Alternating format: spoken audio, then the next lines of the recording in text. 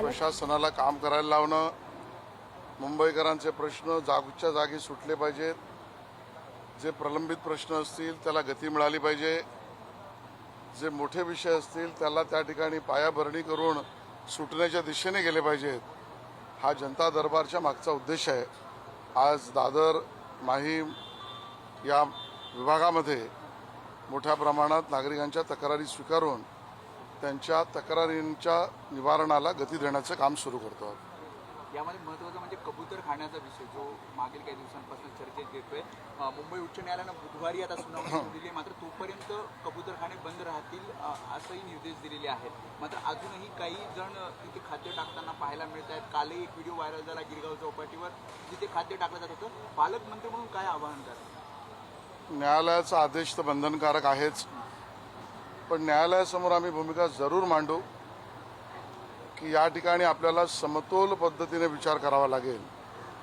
नागरिकांच्या आरोग्याचा तर विचार करावाच लागेल, पण बरोबरीने आमच्या प्रथा परंपरा, समाजाच्या धार्मिक भावना, जीवदया या विषयावर असलेली प्रांजळ भूमिका ही आपल्याला अनदेखी करून चालणार नाही।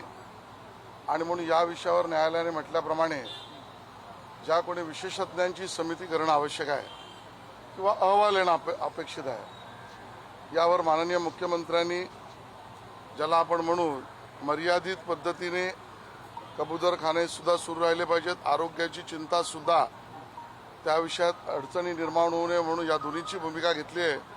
तो विशेषज्ञांचा अहवाल आम्ही त्या ठिकाणी प्रशासनाच्या वतीने ठेवण्याचा प्रयत्न करू। खालिद का शिवाजी आता 1 महिन्यानंतर प्रदर्शित करण्याचं सांगितलं, त्याला नोटीस पाठवली आहे। तुम्ही काय माहिती घेतली आहे? शिवाय एक व्हिडिओ विरोधकांकडून व्हायरल केला जातो, त्यामुळे तुम्हीच सांगितलं की आपण हा ऑस्करला पाठवत आहोत। ऑस्करने कान्स फिल्म फेस्टिवलला ज्या विशेषज्ञांच्या समितीने तो सुचवला, त्या सुचवलेल्या विशेषज्ञांच्या समितीचं घोषणा फक्त मी केलेली आहे।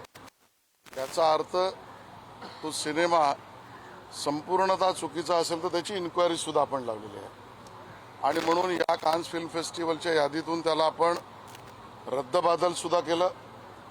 त्याच्या असलेल्या रेकॉर्ड जे कान्सला आहेत त्यातही मेल पाठवून आपण त्याला रद्द केलं।